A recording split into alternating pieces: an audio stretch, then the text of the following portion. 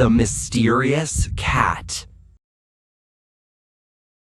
My grandfather, Samuel, told this story to my father, and my father, with a trembling voice, told it to me. Now I, Luca, am telling it to you, before it's forgotten, before it dissolves into the darkness like everything else.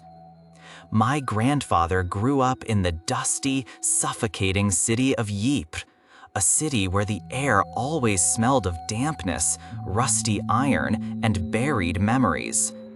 At night, the wind would howl through the alleys as if calling out to the spirits of those who never got the chance to say goodbye. He grew up in a poor family. Poverty wasn't just a lack of bread, it followed him like a cold shadow. At 16, when other boys his age were still dreaming, he worked day and night.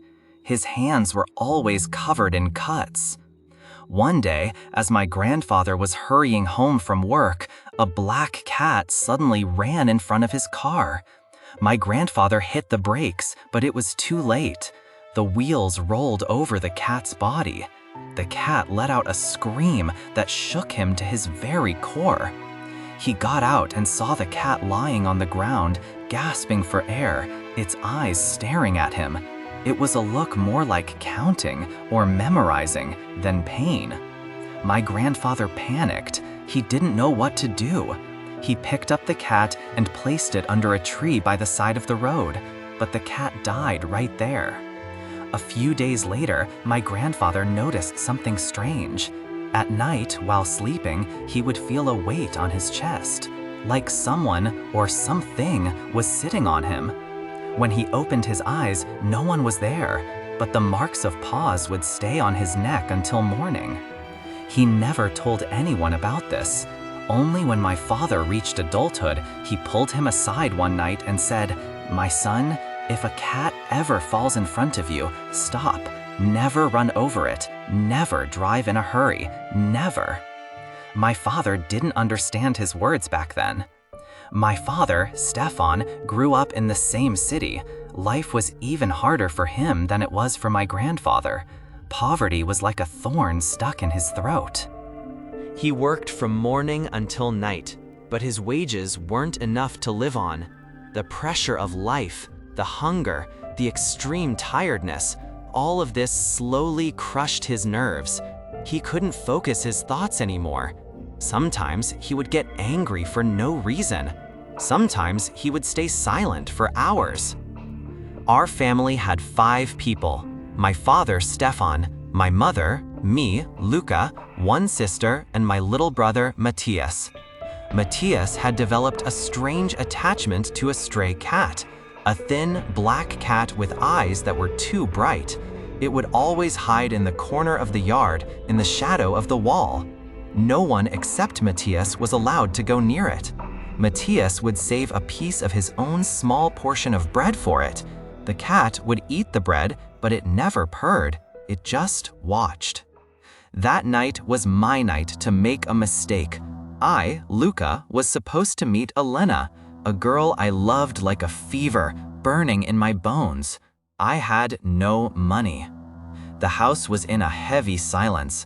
I didn't dare wake my father. Quietly, I went to his bedside. I reached into his pants pocket and pulled out a few coins. The coins were cold, colder than usual. For a moment, I felt like someone was watching me. Early the next morning, before the house woke up, I slipped out. I spent the whole day with Elena. We laughed, we walked, and the world, for a few hours, became a better place. But that happiness was like a candle that goes out just before darkness falls. When I got home, Matthias's eyes were red and swollen. When his tears finally broke, the words fell from his mouth like broken pieces.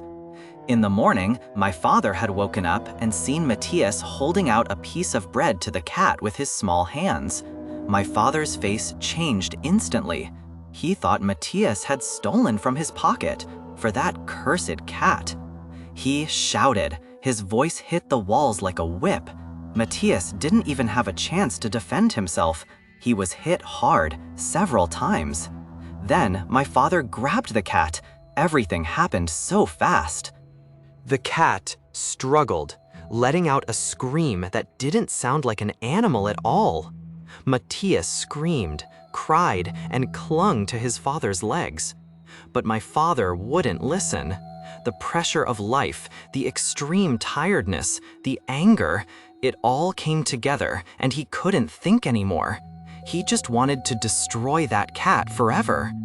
The lid of the well next to the yard was opened, and the cat, amidst muffled screams and the sound of its body hitting the damp walls, fell into the darkness. The sound of it falling? I have never forgotten it. There was no sound of water, no sound of death, just silence. That night, my father woke up with a scream that froze the blood in our veins. On his neck, there were claw marks. After that, our life became hell. During the day, my father worked, exhausted, but pain dripped from his eyes. At night, it was a nightmare. Matthias said he would wake up in the middle of the night and see the well breathing, slowly. Then, the cat would come out of it, wet, blacker than night.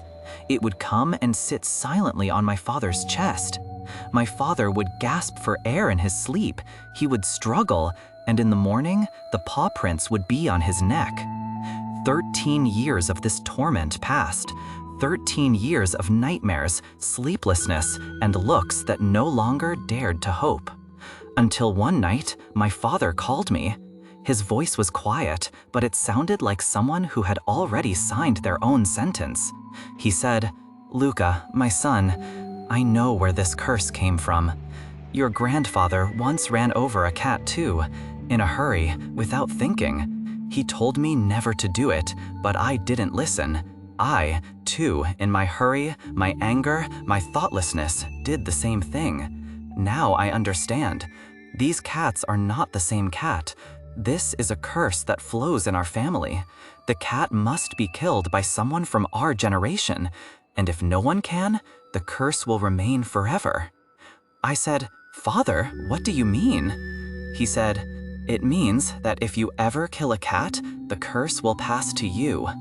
And if you don't kill one, we will remain in this torment forever. I tried to end it with my own death, but it didn't work. The cat didn't come to take my life. It just looked at me and left, because I wasn't the final victim. I am just one link in this chain." That night, my father went to the well. In the morning, we found his body next to the well. His face was calm. On his neck, there were no claw marks. My father did not become the last victim. The curse was not satisfied with death. A few weeks later, the first sign appeared.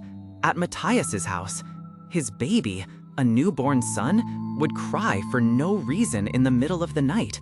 His crying would stop when, in the corner of the room, a shadow moved.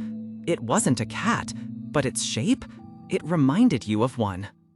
One night, Matthias said, terrified, "Luca, father wanted to be the end, but it's looking for new blood." And I was the one who started it all, with a few cold coins, with a long silence. I was the one who pushed my father to that day. I was the one whose theft lit the fire of his anger. Now, every night, when I hear the baby cry, a terrible thought goes through my mind. If I kill a cat someday, will the curse pass to me and save Matthias's child? Or, if I don't kill one, will this innocent baby suffer forever? But who dares? Who can watch their own child suffer and do nothing? And this is no longer just my father's story. This is our inheritance.